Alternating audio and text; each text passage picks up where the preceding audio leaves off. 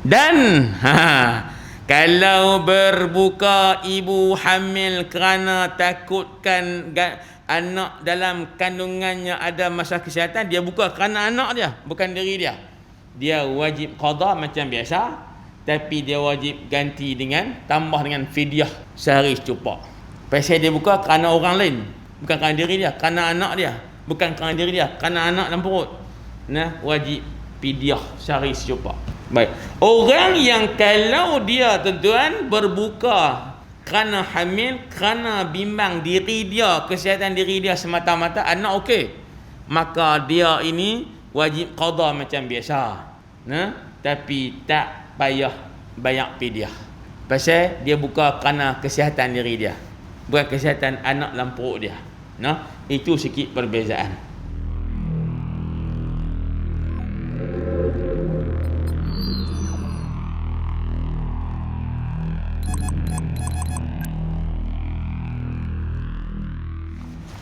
Assalamualaikum warahmatullahi wabarakatuh. Alhamdulillahi rabbil alamin.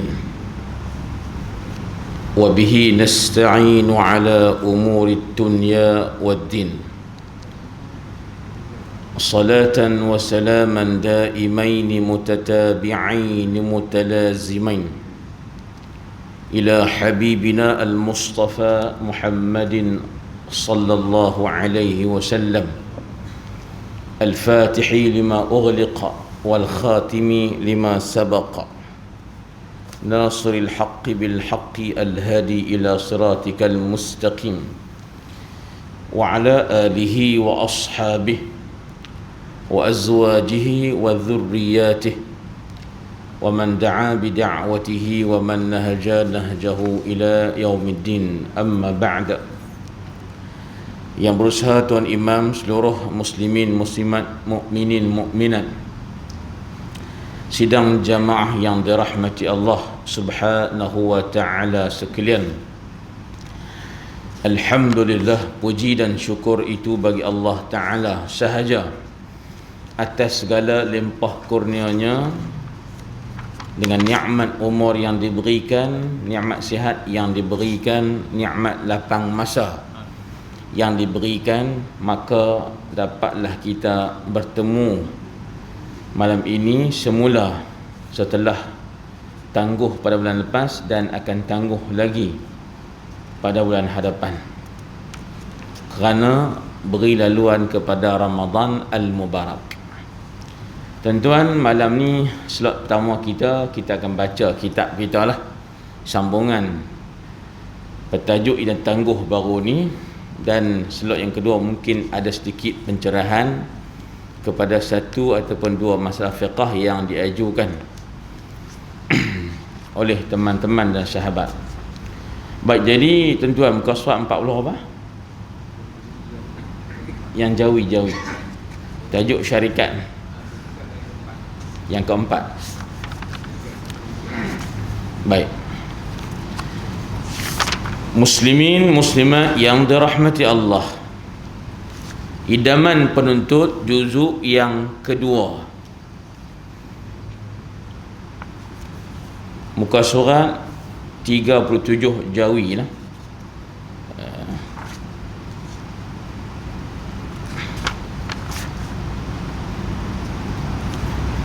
Muka surat 30 jawi dan muka surat 30 rumi. Baik tuan-tuan, sambung pada kata guru kita yang mulia rahimahullahu ta'ala, katanya qala, keempat, syarikat klike, iaitu macam klike pada hidung lembu, disebut sebagai syarikat anan, iaitu dua orang berkongsi bersama-sama mengeluarkan modal, menjalankan sesuatu perniagaan dengan segala syarat-syaratnya dan rukun-rukunnya. Syarikat inilah yang sah pada hukum syarak. Rukun syarikat anan itu 5 perkara. Pertama ialah yang berakad, pihak yang pertama. Kedua, yang berakad pihak yang kedua, disebut sebagai al-aqidan, dua pihak yang berkontrak. Ketiga ketiga ialah perkara yang diakadkan, yakni maqud alaih. Keempat ialah kerja, ataupun dalam kurungan guru kita sebut sebagai projek. Dan yang kelima ialah sirah, iaitu lafaz ijab dan qabul. Tuan-tuan, ini sambungan kita.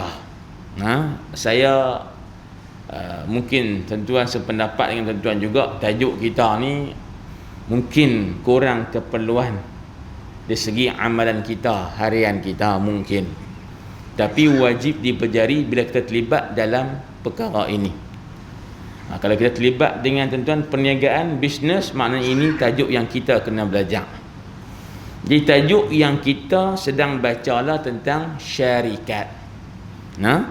Syarikat, tuan-tuan sekalian. Syarikat ini dasarnya, faham mudahnya, dia mesti perniagaan yang dikongsi oleh dua orang ataupun lebih.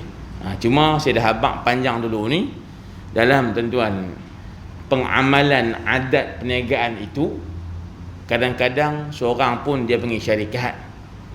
Sebab itu tuan-tuan sekalian, ada syarikat enterprise. Enterprise tu kadang-kadang dia seorang yang berniaga. Model dia seorang, dia dah tokenya, tapi panggil syarikat juga.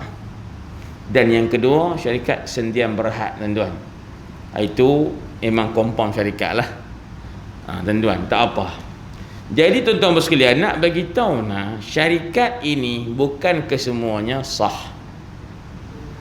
Yang kita duk baca 3 jenis syarikat sebelum ni, syarikat tubuh badan, syarikat, tuan-tuan sekalian, namanya mufawadah, syarikat serah.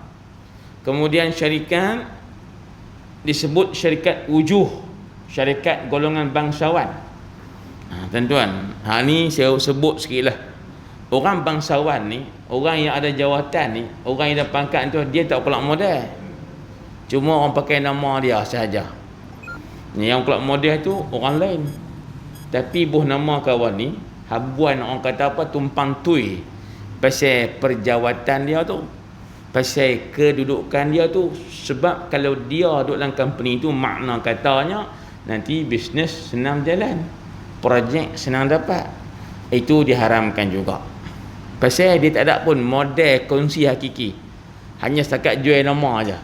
Mana boleh, tuan-tuan. Dan yang keempat malam ini ialah tuan syarikat anan. Inilah satu-satunya ikut pandangan mazhab kita syarikat yang sah pada hukum syarak.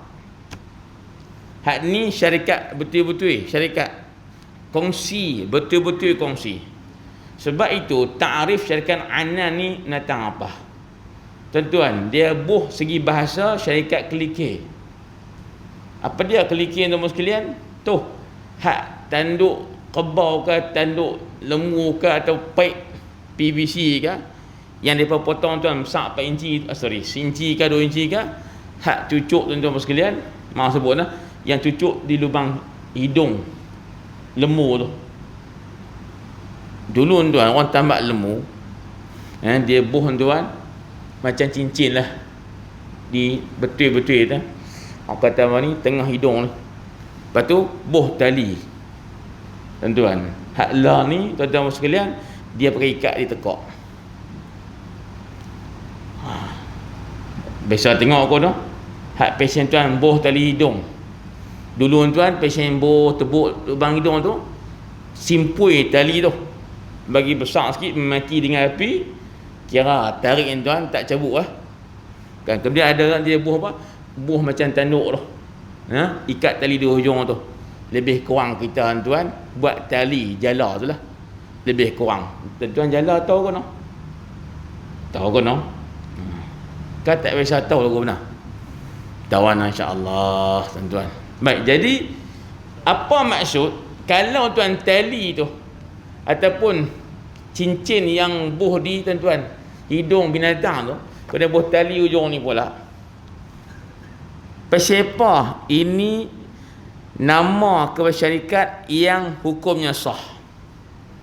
Pasal tuan bila buh di hidung ni tarik tuan-tuan sekalian, dia terasa lemu tu kena bergerak sekali. Walaupun hidung dia kena tarik, tapi tuan badan kena bergerak. Dia panggil apa ni? Sama-sama tanggung risiko. Walaupun yang kena tebuk tu hidung, walaupun yang kena tarik tuan hidung tu tarik tapi tuan kaki pun kena bergerak sekali. Nah, pasal apa? Sakit. Kalau tak bergerak tuan, putus hidung tu.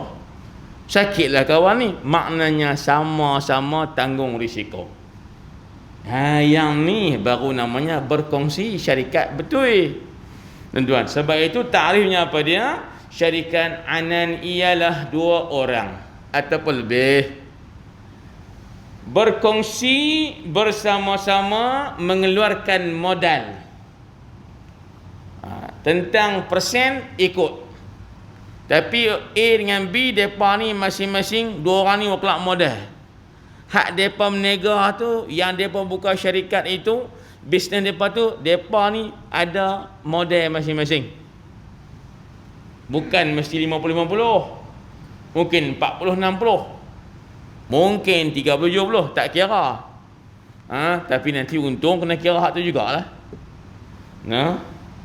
Kalau modal 50-50, untung bersih esok 50-50 lah. Kalau modal 40-60, menega tuan untung bersih esok 60-40 lah. Nah, itu tak apa. Itu kita sebut panggu. Itu kita panggil saham zaman lah ni. Tuan-tuan, saham ni mudah saja. Saham tu nak habang apa? Modal kita dalam company tu ada berapa duit. Satu saham nilai ada sekian-sekian. Nak tahu dia ada berapa modal, tengok saham dia berapa. Jadi saham ni tuan, olahan baharu. Supaya senang nak kira modal dia, nanti senang nak kira untung dia. Itu tuan-tuan, saham. Tak apa. Jadi, mereka dua orang ini berkongsi bersama-sama mengeluarkan modal. Menjalankan sesuatu perniagaan. Dengan segala syarat-syaratnya dan rukun-rukunnya. Kita akan jumpa kemudian hak rukun tu apa, syarat tu apa. Tapi yang pastinya saya nak sebut siap-siap, antaranya ialah apa? Share, dua orang share modal dan untung itu pula hendaklah dibahagi sama depa. Hak tuan modal tadi ikut persen share depa dalam company itu. Tuan-tuan, isu bagi untung ni ada juga. Salah faham, salah amal dewasa ini. Saya mungkin tuan nak ambil hak tu dulu kot, sebab tajuk untung belakang. Nak cerita hak tu dulu kot. Sehari dua ni tuan-tuan sekalian. Kaedahnya begini. Tang akad company, okey. Tang model pakat kongsi, okey. Banyak sikit, panjang cerita. Tapi yang kita duk tengok trend sehari dua tuan-tuan sekalian, dia tak mana hak kata kurang tepat tu. Dia kira bagi untung persen atas jumlah modal. Tanpa tuan-tuan melihat kepada keuntungan. Sepatutnya hak wajibnya yang adilnya, yang betul, yang tak ada unsur gharar. Nanya kawan tak, tipu pun tak.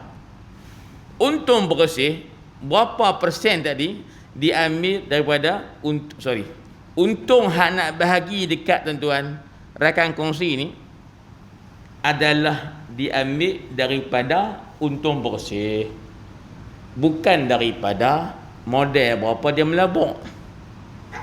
Faham ke tak? Tak apa nampak lah. Contoh sehari dua ni, bila mereka duk promosi, ajak kita tuan-tuan melabur duit. Boh 500, sebulan 1,000. Contoh. Boh 500 tuan-tuan, 2 bulan 10,000. Kita tu hak kelapak duit ni.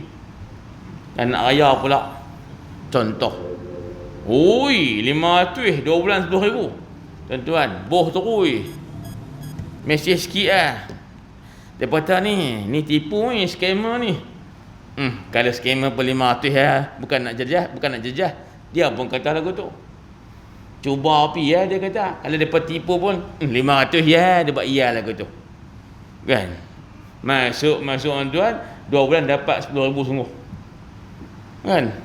Hak kawan tegur tuan, Allah silap kalau aku masuk sama tak apa. Hak kawan tegur tu ni. Tuan-tuan, dia tak baca dah.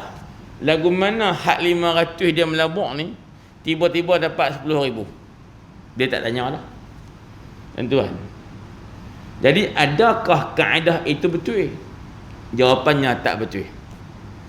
Kalau kita nak kata untung awak 50%, daripada apa? Daripada untung bersih company.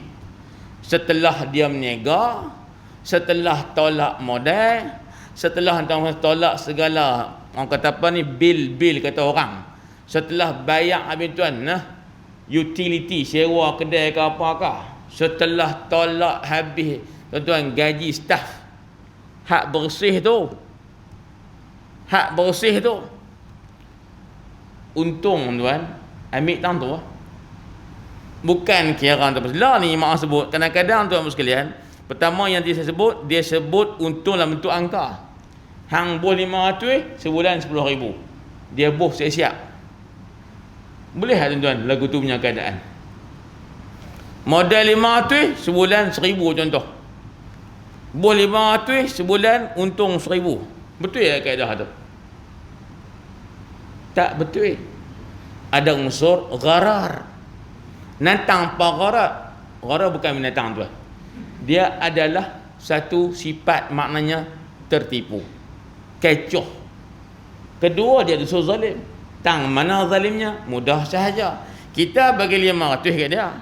Kemudian dia kata untung 1,000 kalau melabuk sebulan.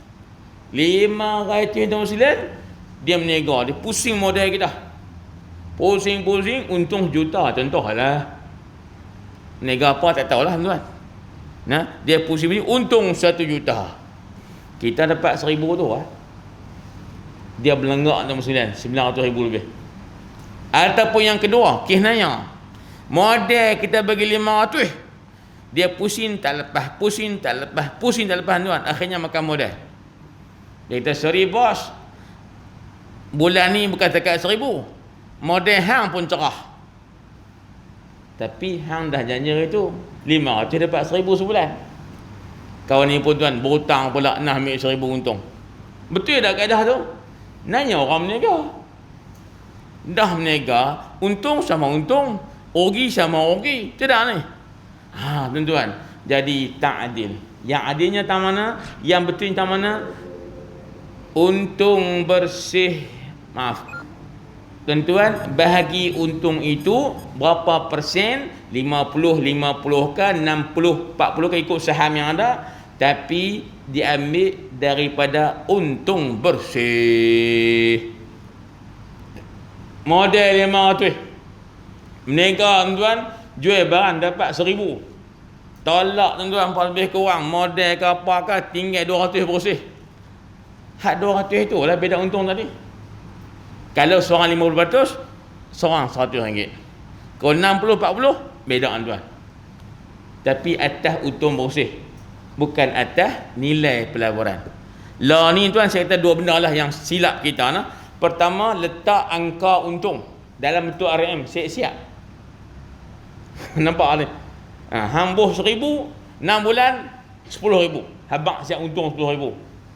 Tuan, kita beliak mata. Duit tak mana? Tidak, beliak mata. Tuan. Yang kedua salahnya ialah untung itu dibahagi berapa peratus berdasarkan jumlah modal. Silap juga. Jadi hang boh 5,000, aku 5,000, untung seorang 50. Tuan, daripada modal 5,000 tadi. Tak betul Sebab apa? Mungkin meniaga tak untung, kena bayar. Atau meniaga untung lebih, bayar minyak tu sahaja. Tuan-tuan, jadi ada unsur penganiayaan. Tuan-tuan lah. Sebab tu antara tuan-tuan puluh ribu tuan-tuan lah, orang tu buat scam dalam sistem media masa ni. Tuan-tuan buka Facebook, dia elan macam-macam. Tuan-tuan, ajak kita duk melabak dengan dia. Tuan-tuan, kita memang kalau buat duit ringgit tuan Allah semang sampai cerah tak apa. Tengok-tengok pula dia kata buat 500 sebulan 10,000, Allah, siapa nak bagi?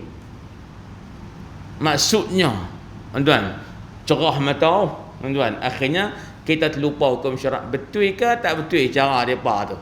Sistem depa tu patuh syariah ke tak patuh syariah? Kita tak ambil kira dah. Pasal kita dibuta mata dengan sebab duit punya cerita. Baik. Sebab itu tuan-tuan ni saya kata baru ni depa dah listkan tuan ribuan syarikat skamer. Hak pasien duk kena di orang ni. Tuan-tuan, perkena ni tuan bukan setakat perkena dia punya model saja, tapi perkena cara tarik orang melabak. Tarik orang melabak tu tuan. Untung berganda-ganda. Maaf saya sebut tuan, kalau saya salah, kalau tuan terlibat, tak terlibat tak apalah. Lain tuan, aku tengok yang popular sehari dua ni ialah Okta FX lah. Tuan-tuan kalau buka YouTube je terbit iklan tu, Okta FX. Okta FX. Dia antara bangsa tuan, bukan hanya Malaysia. Tuan, guna kaedah dia, melabak sekian, tempoh sekian dapat pulangan jumlah sekian. Bukan dalam bentuk persen daripada keuntungan bersih. Payah tuan-tuan, payah. Tuan-tuan, jadi ramai masuk. Kita pun nak kata tak kena tu. Adakah itu betul-betul pelaburan untuk perniagaan ataupun hanya tuan-tuan skim cepat kaya? Skim cepat kaya tu orang masuk awal kaya, orang masuk belakang bagi duit ke orang kaya awal tadi.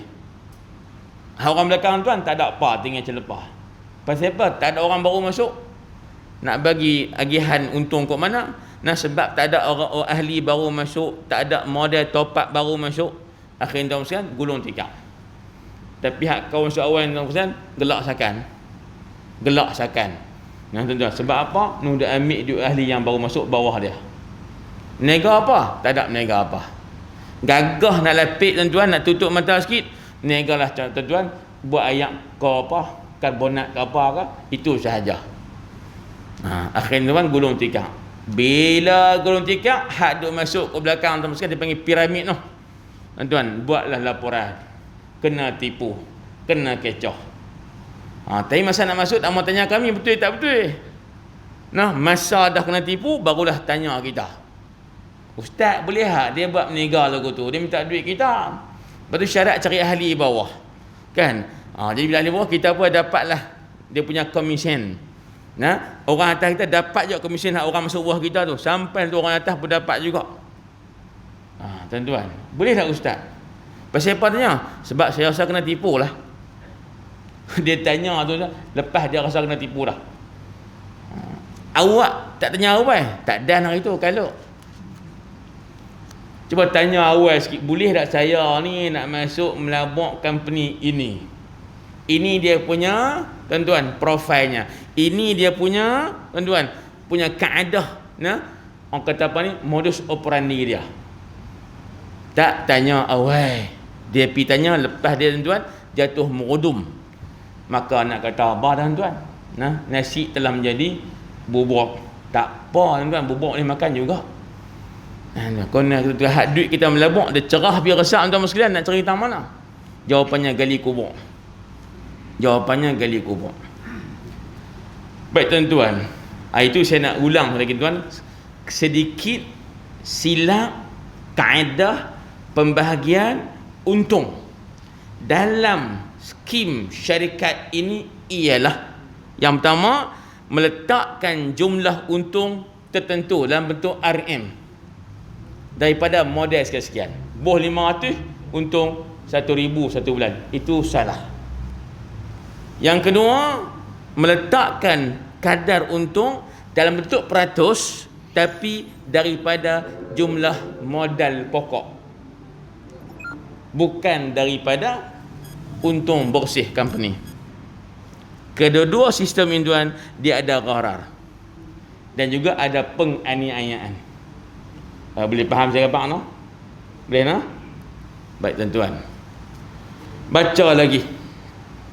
Dia kata rukun syarikat anan ni, hak kata sah pada syarak ini ialah ada 5. Nombor 1, yang berakad pihak yang pertama. Tuan-tuan, rakan kongsi pertama. Yang kedua, yang berakad pihak kedua, rakan kongsi yang kedua. Kalau 3 lah, kalau 4 lah, tak kira apa orang pun. Tuan-tuan, jadi mesti ada orang yang share modal. Itu 2 orang tu, itu rukun yang pertama dan yang kedua. Tuan-tuan. Ketiga, rukun syarikat anan ini ialah perkara yang diangkatkan, yakni modal. Berapa modal? Seorang berapa duit? Setiap duit kita banyak modal tu menyamai berapa persen share kita. Mudah tuan-tuan.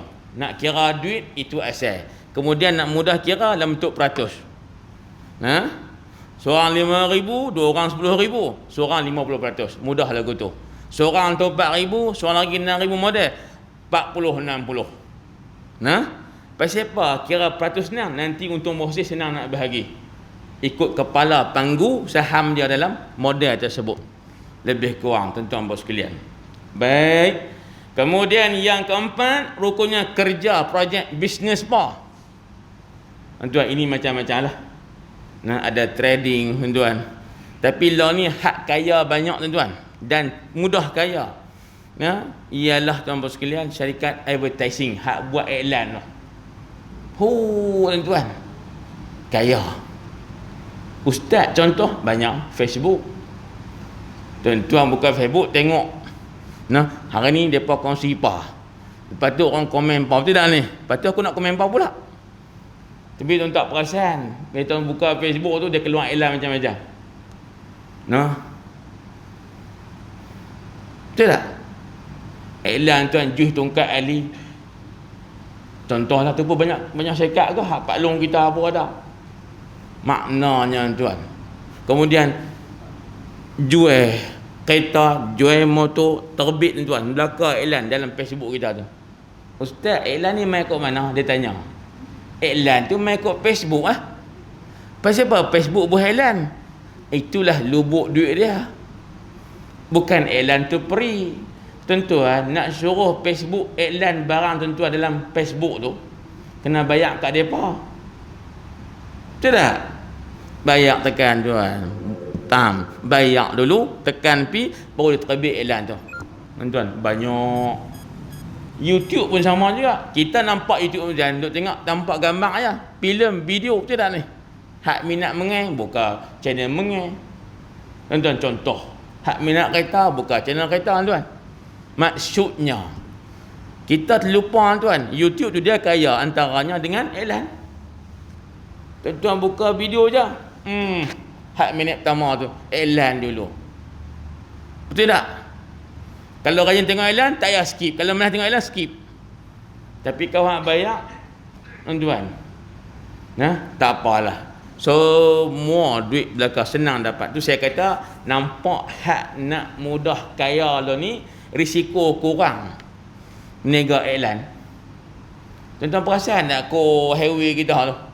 Signboard tuan, rosak dini tu. Tuan. Agak-agak kena buat iklan tu pria kena bayar. Tanya apalah. Kena bayar. Tuan-tuan, keluar tu kita tuan tu, tang simpang tu. Signboard rosak tu. Bukan murah tuan. Puluh ribu kat kalau setahun. Maknanya tak apa. Selesai. Tak kisah tuan-tuan bisnes apa pun.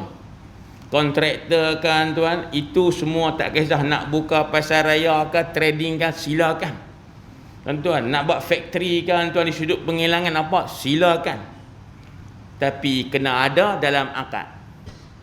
Mesti sebut dalam akad kita share model banyak sekian-sekian untuk nega benda ni, untuk buka kelang ni, untuk trading benda ni, kena sebut. Kena sebut. Dan yang kelima, rukun akad syarikat anan ialah sirah ijab dan qabul. Nanti kita akan jumpa insya-Allah tuan-tuan sekalian. Baik, disyaratkan pada kedua-dua yang berakad, hendaklah mereka yang layak berwakil dan menjadi wakil, kerana tiap-tiap daripada keduanya itu menjadi wakil kepada kawan. Sekalipun tuan, kepada apa tu? Kawanan. Wakil kepada kawanan sekalipun ia orang buta. Tuan-tuan, saya nak baca setakat tu lah.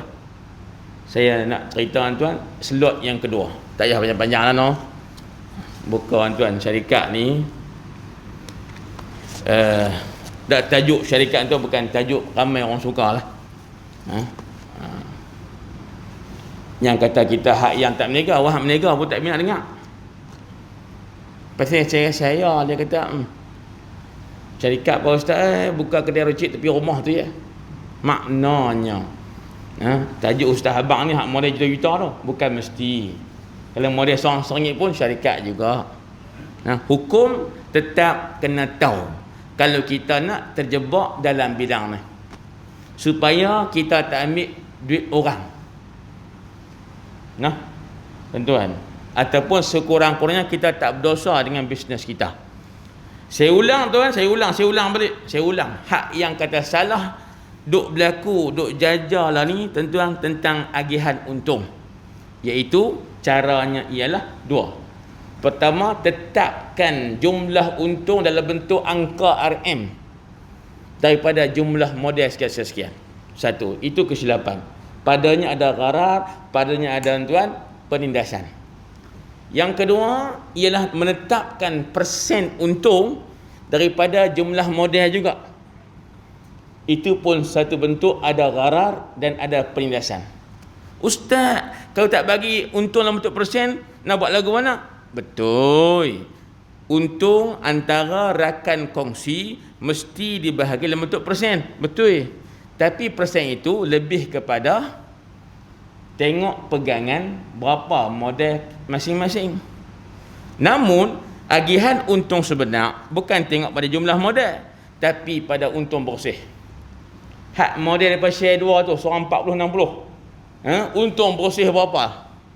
Maka untung bersih lah bagi 60-40. Bukan 60-40, tengok pada model asal. Tuan-tuan, naya tuan-tuan lah. Itu yang saya ulang 3 kali malam ni, kesilapan tuan-tuan. Orang-orang scammer hari ni memang depa duk jajar yang tu lah.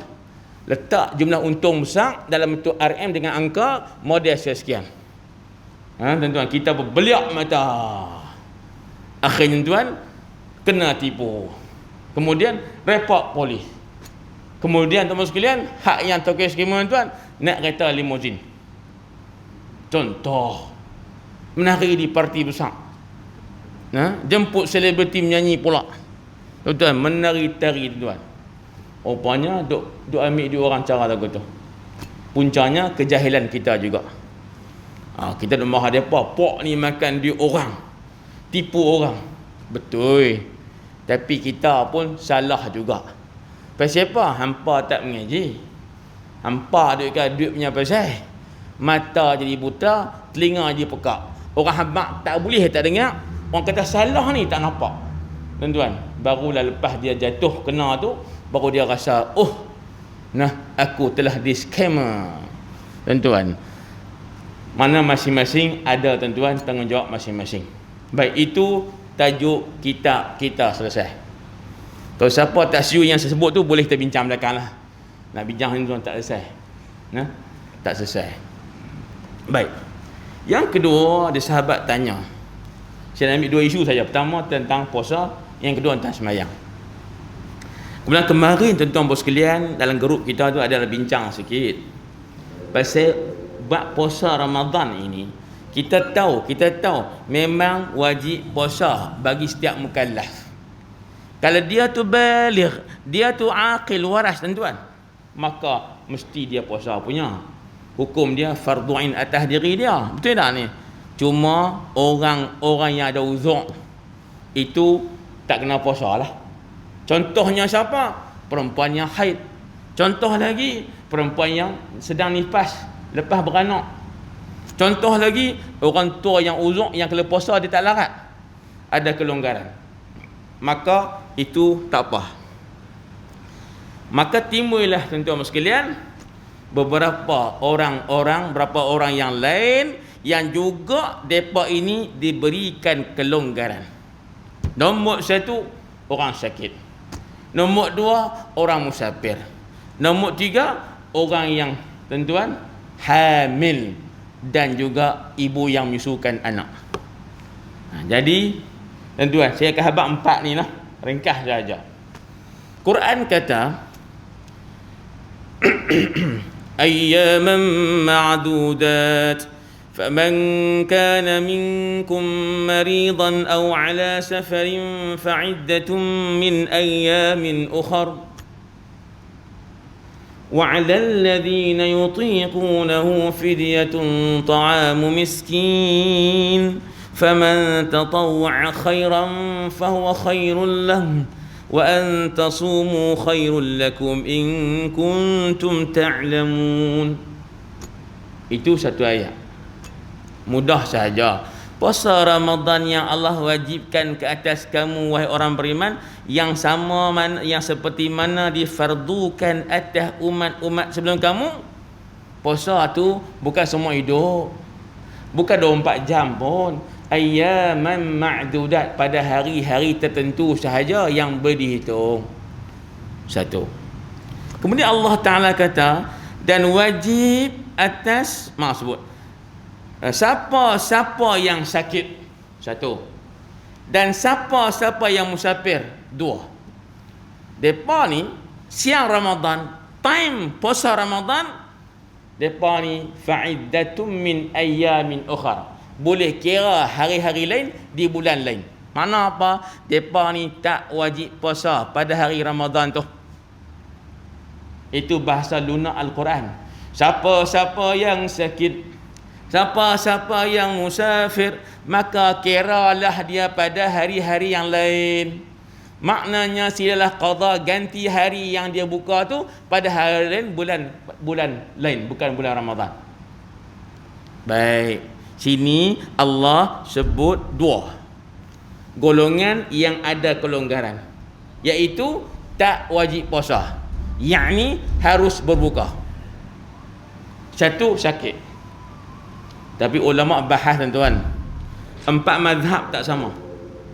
Jumhur kata, termasuk mazhab Syafi'i, yang orang yang sakit yang tak wajib puasa Ramadan itu, yang boleh buka itu ialah sakit yang kalau dia puasa sakitnya kuai teruk, ataupun sakit yang kalau dia puasa lambat sembuh.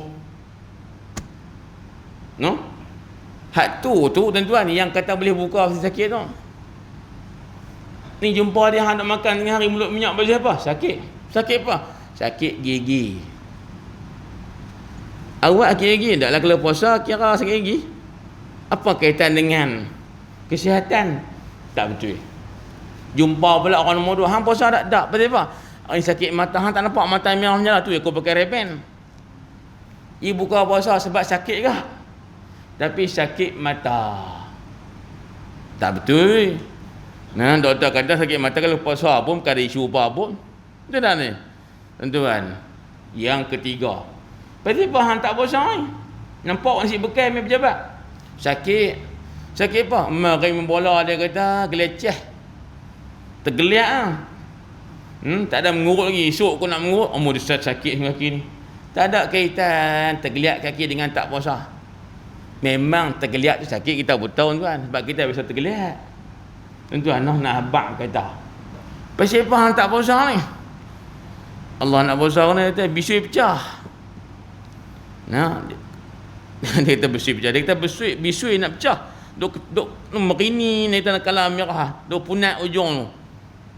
Nak masak dah kata. Tu yang aku tak puasa pasal apa jadi bisui? Tak kenal langsung. Tuan, jadi pahamnya yang kata orang sakit yang boleh berbuka siang Ramadan tak wajib berpuasa ialah sakit yang kalau dia puasa makin teruk sakit dia. Kalau dia puasa lambat sembuh sakit dia. Tapi nak tahu kau yang sakit lambat sembuh tu ikut akal nerika apa? Dah ikut nasihat pakar perubatan ataupun pengalaman diri dia. Contoh paling ketara sakit yang jadi alasan popular orang tak puasa Ramadan, gastrik. Bulan Syaban tak gastrik sangat. Tambah Rejab lagi tak ada gastrik. Bulan Syaban ujung-ujung tu, dia mula nak bayangin nak ada dah gastrik. Bulan puasa dah gastrik. Maknanya gastrik. Dia kena kecoh dengan angin, gastrik. Kan trik tu orang kata bahan debat trik gas debat trik dengan hang tu, duk mula dia apa tak sedap duk berangin benak bulu hati lah apa semua menyawa tak lepas dia je sebab apa duk guling. Bini kata abang aku teruk lagu tu makan aku. Aku tak mau lah abang awal tu hang kata aku tak mau puasa, tapi hang kata tu kira tak apa. Tuan, dan angin tak ada. Bon nasi goreng sepinggan dan angin tak ada. Kata aku lagu ni tak puasa dah atau ni macam awak gastrik ni. Tuan, itu mungkin alasan boleh terima lah. Cuma kita nak tanya kawan gastrik tu, adakah gastrik Ramadan saja ke lagu mana? Kalau dia kata Syaban pun gastrik 15 hari, okey lah, boleh terima tuan. Baik. Kemudian yang kedua, Quran sebut harus juga orang ini berbuka puasa, tak wajib puasa Ramadan, ialah al-musafir, orang yang dalam perjalanan, dalam permusafiran dengan syarat-syaratnya. Syarat pertama, dia musafir dulu baru dia start puasa. Bukan dia puasa dulu baru bermusafir. Ini salah faham. Maka orang yang boleh berbuka ketika musafir ialah orang yang musafir keluar rumah dia langkah qaryahnya sebelum subuh. Maknanya subuh tu dia langkah qaryah dah. Jadi musafir dah, baru bang subuh. Maknanya baru start puasa. Dan orang ni juga tuan-tuan, bila balik ke rumah dia dah maghrib dah. Nampak tak ni? Dia tu sepanjang hari tu musafir. Pasal apa? Dia keluar qaryah sebelum subuh. Dia balik rumah dia selepas maghrib. Mana hari tu duk musafir lah. Kan? Au ala safarin. Itu dia kata au ala safar, atau orang yang dalam bermusafiran. Saya tak faham Ustaz, dengar molek. Kalau kita keluar ada rumah kita pi Kuala Lumpur, musafir kan, jarak jauh kan, tapi kalau keluar lepas subuh, kita puasa dulu kan, musafir dulu.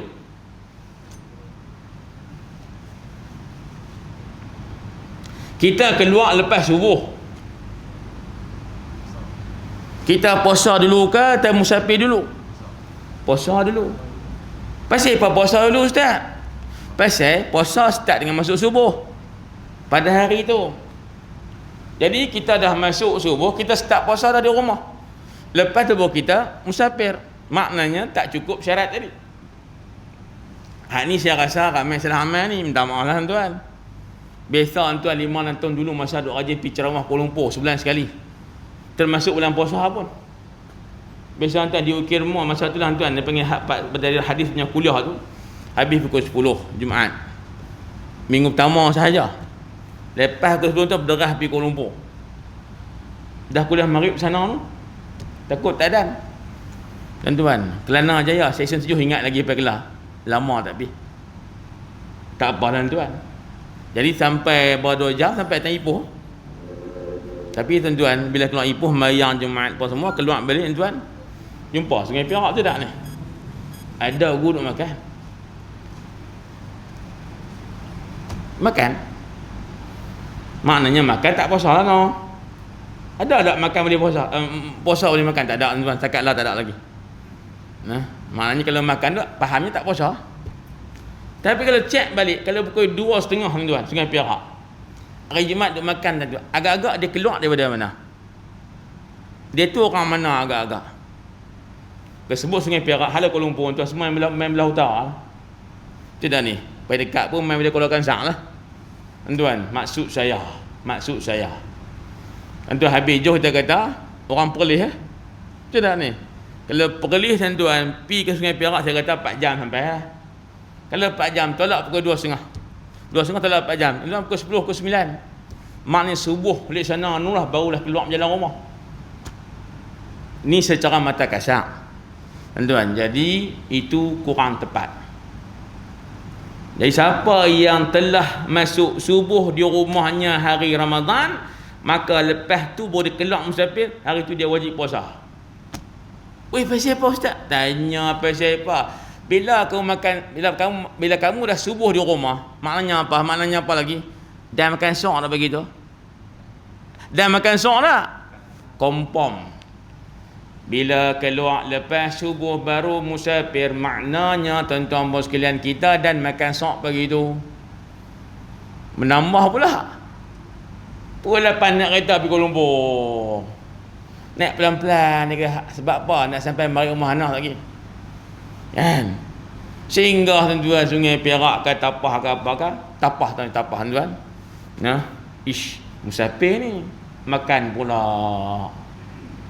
Baru je tadi dia makan sok. Tuan-tuan, berak pun tak habis keluar lagi. Makan pula. Musafir. Hak tu yang fiqh kata, kalau keluar lepas subuh dah, baru musafir, tak boleh buka dah. Sebab apa? Perut dah halas dah sok tadi. Baik. Yang berikut tuan-tuan sekalian, syarat yang kedua, jangan salah faham lah. Orang yang boleh berbuka puasa sebab musafir ini ialah orang yang masa dia balik ke rumah dia sudah maghrib. Namanya sampai ke rumah lepas maghrib. Dengan maksud, kalau dia pi Kuala Lumpur sebelum subuh, no? Kemudian tuan pi mesyuarat sejam tu patah balik mai. Naik kapal terbang lah mana? Tuan-tuan, asak duduk di rumah dah. Soalan saya, kalau kawan ni walaupun keluar lepas sebelum subuh, syarat pertama cukup. Tapi tuan halal balik, tak ada maghrib duduk di rumah dah. Maknanya tak termasuk dalam ala safarin. Hari itu dia balik, tuan tak maghrib lagi dah sampai di rumah. Dia ni juga tak boleh berbuka puasa ketika musafir. Pasal tak cukup syarat. Baik. Itu musafir. Dan musafir itu pula mesti dengan tujuan yang diharuskan syarak. Saya tak mau ulah tajuk panjang. Cuma saya nampak yang dua syarat tu yang kadang-kadang orang terlepas pandang. Dia kira pergi Kuala Lumpur boleh. Dia tak tengok dia keluar bila, dia balik bila, dia tak kira yang tu. Ini mesti diambil kira.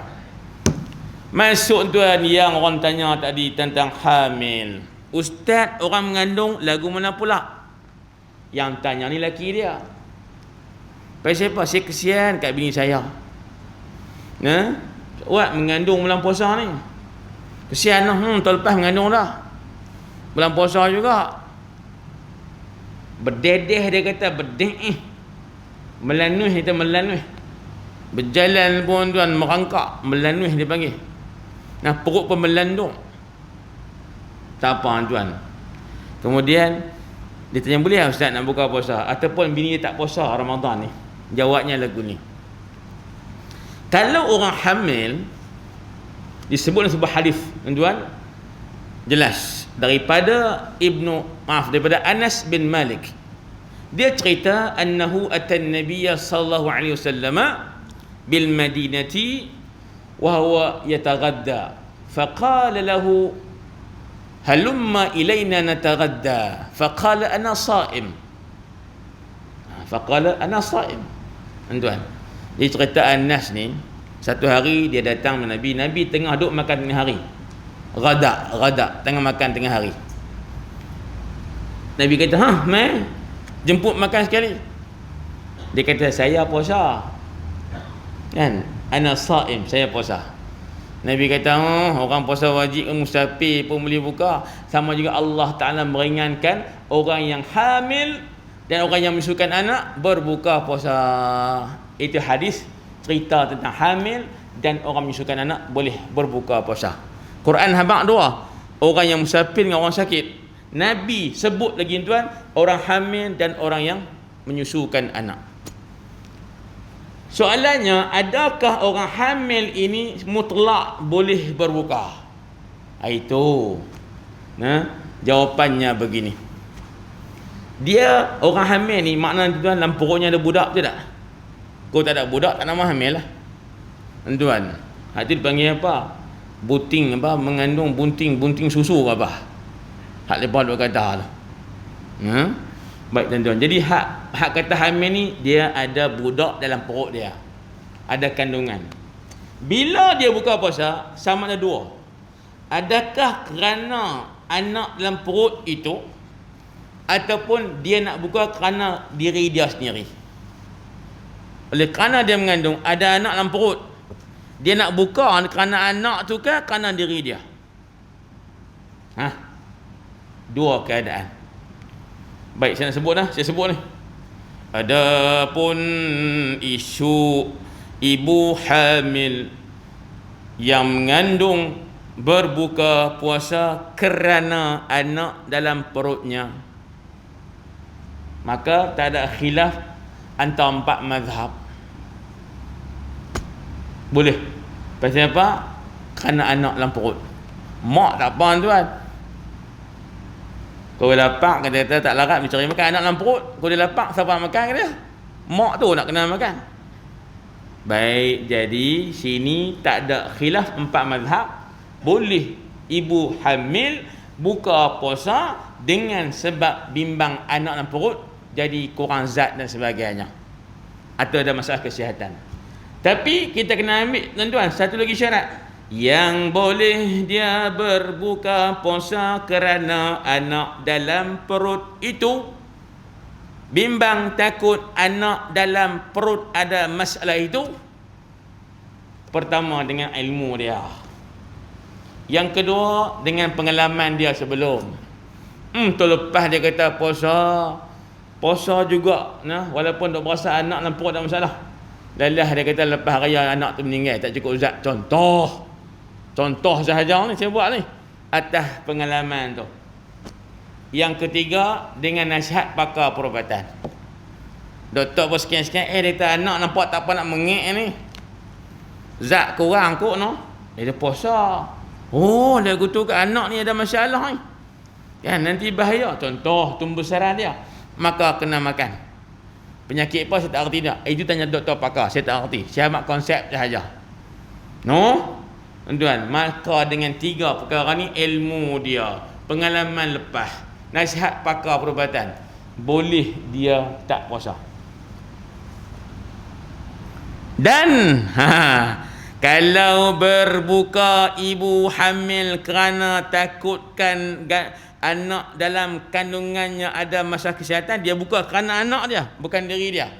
Dia wajib qada macam biasa, tapi dia wajib ganti dengan tambah dengan fidyah sehari secupak. Pasal dia buka kerana orang lain, bukan kerana diri dia, kerana anak dia, bukan kerana diri dia, kerana anak dalam perut. Wajib fidyah sehari secupak. Yang kedua, orang hamil berbuka puasa kerana diri dia. Anak okey, anak tak kalut, kan? Mak tuan-tuan masa sok ni balas 2 pinggan. Tuan-tuan dengan susu tak susu semua dah. Pasal anak dalam perut ni kita bukan makan seorang bau, abang tak apa nak makan seorang, tu pun 2 pinggan, cik makan untuk 2 orang. Kan? Laki marahlah makan menambah. Dia kata cik bukan makan untuk cik seorang, cik makan 2 orang ni, tak nampak dalam perut ni anak abang juga, dia kata lagu tu. Laki pun tu tak kata apa. No? Tak apalah tuan. Jadi dia pun atas kerana diri dia sendiri.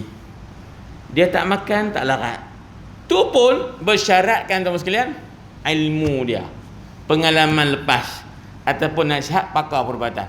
Doktor kata kalau mu tak makan juga mek Pengsan mu, rebah mu contohlah. Saya habaq penyakit saya tak erti tuan. Tuan, pakar yang berkaitan boleh beritahu. Tapi saya habaq konsep sahaja. Jadi doktor kata awak kena makan. Untuk diri awak. Kadang awak akan jadi masalah kesihatan awak. Tuan-tuan makan dengan sebab itu dia pun berbuka. Clear nah? Clear. Baik, dia berbuka. Baik. Orang yang kalau dia tuan-tuan berbuka kerana hamil, kerana bimbang diri dia, kesihatan diri dia semata-mata, anak okey, maka dia ini wajib qada macam biasa. Tapi tak payah bayar fidyah. Pasal dia buka kerana kesihatan diri dia, bukan kesihatan anak dalam perut dia. Itu sikit perbezaan. Baik tuan-tuan, itu hamil yang mengandung yang pernah menyusukan anak saya tak mahu cerita lah tuan-tuan. Saya janji di awal hanya untuk yang hamil sahaja. Baik.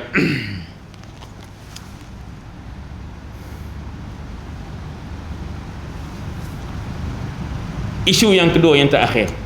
Ada sahabat tanya ni cerita lama tuan. 3 tahun lepas tapi tak apa, kita ulah balik. Guru tajwid dia mengajar, dia kata tuan-tuan sekalian, kalimah Allah lah antara kalimat yang ada huruf mat tapi tak ada tanda mat. Tak ada. Tuan-tuan buka Al-Quran, tuan-tuan jumpa kalimah Allah dibaca panjang. Tapi tuan-tuan belak, tak ada pun tanda mat kat kalimah lam tengah tu. Alif, lam, lam, ha, Allah tu. Hak lam kedua tu, tuan-tuan cek tengok, tak ada pun tanda alif mat lagu tu. Biasanya tuan, kalau Quran Karim, dia panggil Rasam Uthmani ni, kadang-kadang huruf mat tu dia tak buat alif. Dia buang alif dia kait dengan tanda mat kecil tu. Faham tu? Mat asli lah tu. Mat asli 2 harakat, bukan mat tiruan. Tuan, mat asli. Tapi kalimah Allah tak ada tanda tu. Betul tak saya faham ni? Betul ke tak ni? Tuan-tuan yang habaq tak betul ni nanya tuan. Yang kata tak baca Quran ke? Kalau tak tahu habaq tak betul juga. Pasal Quran kita kena baca. Baik tuan-tuan, jadi kalimah Allah itu kalimat yang tidak ada padanya tanda alif mat, walaupun dia sebenarnya ada alif mat. Tuan, jadi soalannya ialah, apakah hukum memanjangkan lam kedua dalam pada kalimah Allah? Man asli, kalau baca pendek kurang 1 huruf. Man asli itu maknanya ada 1 huruf, alif. Kalau dipendek, alif tu kita buang. Ayat Quran, kalau kita buang 1 huruf tuan, dengan sengaja, tak ada, buang. Kufur kita. Maka mesti sebut tuan-tuan, supaya huruf itu tak dibuang. Baik, jadi kalimah Allah ada perbahasannya. Bila dalam bab Quran dibaca kalimah Allah dalam Al-Quran, dia ialah Al-Quran, maka Al-Quran wajib ditajwidkan. Betul? Betul nah? Betul. Wal akhdhu bit tajwidi hatmun lazimun wa man lam yujawwidil Qur'ana fa huwa athimun. Clear. Tentu apa guru kita kata, mengambil hukum tajwid untuk membaca Al-Quran wajibun hatmun wa lazimun. Kewajipan yang lazim, tak boleh mengelak. Setiap orang Islam yang nak baca Quran mesti ada tajwid. Pasal apa? Takut baca tak kena, takut baca salah, berat lagi salah tukar mana, lahnun jali, salah nyata. Baik, kemudian wa man lam yujawwidil Qur'ana fa huwa athimun. Siapa yang tidak membaca Quran bertajwid dengan mat qalqalah, mat asli, mat iwad tak kala apa pun, maka dia berdosa. Pasal apa? Haram baca Quran salah tajwid. Baik, jadi saya nak kata lagu ni, kalimat Allah ada dibaca sebagai ayat Al-Quran. Ada kalimat Allah yang bukan dalam ayat Al-Quran. Boleh? Tuan, bila guru ni dia mengajar, kita bila kita baca Al-Quran, ada kalimah Allah mesti kena panjang 2 rakaat. Betul, tak salah, betul. Bismillahirrahmanirrahim. Bismillahirrahmanirrahim. Bismillah 2 rakaat. Siapa yang baca Bismillahirrahmanirrahim salah, tuan, tak apalah, itu Quran. Betul yang dia kata tu. Tapi tuan mai tang dia ulah buat contoh tambahan, dia kata oleh yang demikian, bila kita semayang kena baca bagi elok, sebut bagi elok. Takut tuan-tuan tak kena sebut, semayang kita batal. Antara yang dia kata apa dia? Ketika kita beri salam, lah semayang kita. Assalamualaikum warahmatullahi. Dia kata, siapa yang pergi pendek kalimah Allah, Assalamualaikum warahmatullahi, batal sembahyang dia. Itu jadi isu. Situ jadi isunya. Siapa yang bagi saya Assalamualaikum warahmatullahi, pendekkan lam tu, tidak mat aslikan dia, Assalamualaikum warahmatullahi, batal sembahyang. Dia pibuh batal sembahyang. Dia kata batal sembahyang. Itu yang jadi perbahasan. Betul ke ustaz? Pasal apa tanya? Sebab dia tidak panjangkan lam tu. Sebab kalimah Allah alif lam lam ha, asalnya alif lam lam alif ha. Daripada kalimah ilah, la ilaha ilaha ilaha, alif lam tambah alif lam jadi Allah, asalnya al ilahu, jadilah Allah. Tuan, ini kena lukis, kena tulis tuan. Setakat sebut tuan, dia tak apa nak bayang sangat, tapi tak apa. Maka tuan, kalau tanya balik, memberi salam ketika salat, salam yang kita sebut sebagai rukun qauli tu, dia Quran ke bukan Quran? Itu soalan pertama.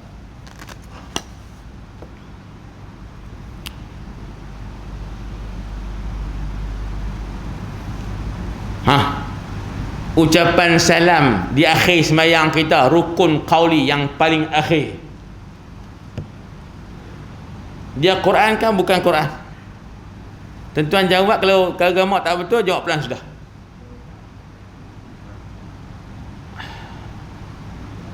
Assalamualaikum warahmatullahi, itu paling tepat, betul lah, dia panjangkan Allah. Tapi soalan saya, ucapan salam itu Quran ke bukan Quran? Pakat sengak belakang. Jawapannya tuan, kalimat Assalamualaikum warahmatullahi dalam sembahyang tu bukan ayat Quran. Dia bukan ayat Quran. Tapi zikir at-taslim itu tuan-tuan dijadikan sebagai rukun sembahyang, rukun qauli. Yang penting ucapan Assalamualaikum warahmatullahi, dia bukan ayat Quran. Jadi saya nak kata apa? Bila dia bukan Al-Quran, maka dia terikat tak dengan hukum tajwid? Terikat tak? Tak dah lah. Dengung tak ada pun tak apalah. Qalqalah tak ada pun tak apalah. Idgham ma'al ghunnah tak ada pun okey ya. Idgham bila ghunnah lagi tak apa. Qalqalah, ikhfa syafawi, izhar syafawi, ikhfa tak ada pun tak apa, pasal dia bukan Quran. Tapi baca biar bagi betul lah. Dan yang kedua, saya nak habaq hujahnya ialah ada dalam logat Arab ini tuan-tuan, satu kaum menyebut Allah dengan pendek. Allah, Allah, Allah dipendekkan. Itu satu logat dalam kaum bahasa Arab. Dia menyebut kalimah Allah dengan dipendekkan lam tu. Allah, Allah, Allah, tanpa Allah, Allah. Itu yang logat yang masyhurah. Tapi logat yang kedua, kalimah Allah dipendekkan demikian tanpa mak. Maknanya mengambil kira tu logat yang lain pula ada sebut kalimah Allah tu pendek, maka makna tak cacat. Oleh yang demikian, tuan-tuan, tak ada kaitan memendekkan kalimah Allah ketika salam batal solat, tak ada kaitan. pertama kalimah salam bukan Al-Quran, maka dia tak terpatuh dengan hukum tajwid. Ni saya nak tanya ni, bukan setakat lafaz salam saja. Hadis Nabi, ada tajwid tak hadis Nabi? Khilaf ulama. Yang mu'tamad hadis tak ada tajwid. Contoh tak jumpa lagi saya akan membacakan hadis Nabi. Innamal a'malu binniyat. Tuan, tak ada lagi sekarang ni baca lagu tu. Man sanna fil islami sunnatan hasanatan. Tak ada lagi orang baca lagu tu. Pasal apa? Dia hadis Nabi. Yang muktamad tak ada tajwid pada hadis. Pasal apa? Nak bagi keistimewaan Quran itu ternampak. Kalau hadis pun bodoh baca tajwid juga, bercakap biasa pun tajwid juga. Contoh tuan, cakap harian ni bukan Quran, bukan hadis. Man anta, panjang cerita. Ya. Kita ana Mahmud, qalqalah, panjang cerita. Aina anta dhahib, qalqalah. Nah, ana dhahibu ila al-madrasah. Tuan, dia pun qalqalah juga. Man hadha, pendek tuan. Nun dengan ha kepala gajah. Hadha ummi. Hadhi ummi. Tuan. Nah. Ya. Wa hadha abi. Wa haula'i ikhwati. Dah buat panjang tak? Dia kata mat lazim. Panjang cerita tuan. Jadi, tajwid tak terikat melainkan hanya dengan Al-Quran. Kemudian dalam lughat bahasa Arab ada menyebut Allah dipendekkan dalam Allah.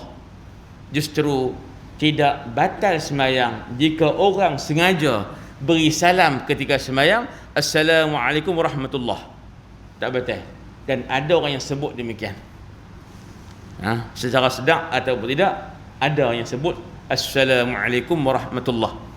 Tuan-tuan, kalau sebelah kita orang tajwid, tuan-tuan, dia kata pergi dah seorang. Sekali lagi mesti tegur punya. Yang salah mesti perbetulkan tuan. Habis salam lepas doa apa semua, dia tamai sana habaq.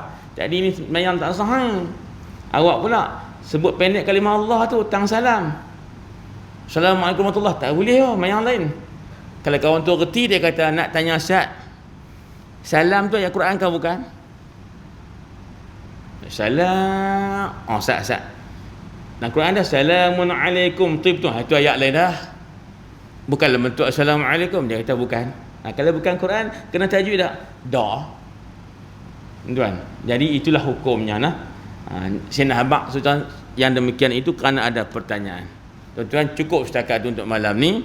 Insya-Allah taala nak jumpa kita pula ialah tuan lepas raya. Untuk kitab kita lah. Tapi Ramadan ada jadual. Ada insya-Allah Jumaat yang ketiga lah. Jumaat ketiga Ramadan. Ketiga Ramadan insya-Allah. Baik, kalau ada rezeki bertemu lagi. Kalau umur panjang pun kita akan bertemu juga. Dan kalau lebih umur sebelum tu tak apa payah. Cukup setakat itu. Yang baik Allah Ta'ala, yang saya silap sebab kelemahan saya sendiri. Wassalamualaikum warahmatullahi wabarakatuh. Alhamdulillah wassalatu wassalamu ala Rasulillah wa ala alihi wa sahbihi wa man walah. Allahumma rzuqna fahman nabiyyin hifdhal mursal wa ilhamal malaikati lil muqarrabin. Rabbana atina fid dunya hasanah wa fil akhirati qina adzaban nar. Alhamdulillah rabbil alamin.